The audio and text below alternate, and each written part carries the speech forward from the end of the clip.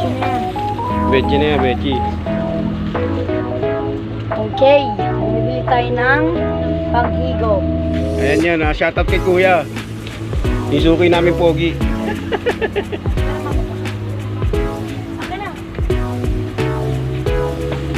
Yan, natingin na rin kami ng mga isda dito na pwedeng mabili. Pili ka na, pili ka na.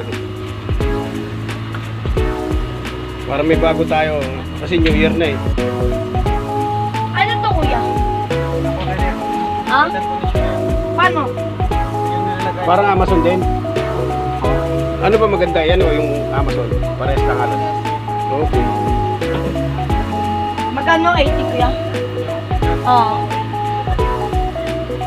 80. 80, okay. Patay mo na. Maganda rin pala, ano? Ba, ito pala kulay kapag ano? Oo naman. Daming isda dito. Nakakawiling tignan. Ang ganda. Maganda, maganda pala pag may ano yun, no? May wallpaper. Tapos lalagay mo sa labas, tapos ano, sa loob yung design. Pakikita mo sa loob. Medyo. Ayan, kuya. Ayan, no? Pwede rin siyang di ganyan. Di ba kulay? 250, kuya. Ano na to? Maliit na to. Yung malaki. Okay. Pero okay lang naman kahit ilang galon, pwede naman siyang gamitin, di ba? Tapos ano, parang stopper niya, didikit lang, di ba? Yung ano lang. Ano na, kuya? Tapos, ay, ganun. Okay. May ka talaga. Wala kayong Amazon lead? Ito yung sa labas, ito yung sa loob. Try nga.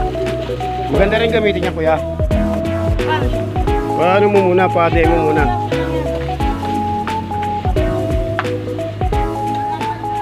Ganun pala siya. Kung saan lang siya umihigop? Hindi, ipupump mo. Okay. Oo nga, ibig sabihin yun, manual yan. Manual testing yan, eh. Ganyan eh. Tingin siya. Baba mo yung ano, yung isa. Ganun. Kaya mo yan, kaya mong ano yun niya, magmano-mano.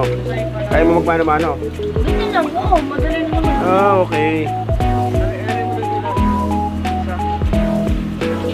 Libog ka? Lubog mo.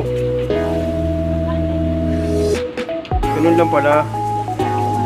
Madali. Ano yun, parang hindi ka na maglilinis yan. Hindi mo na tatanggalin yung isda. Ito na nga yun eh. Tapos Okay. pwede rin tumig sa isla.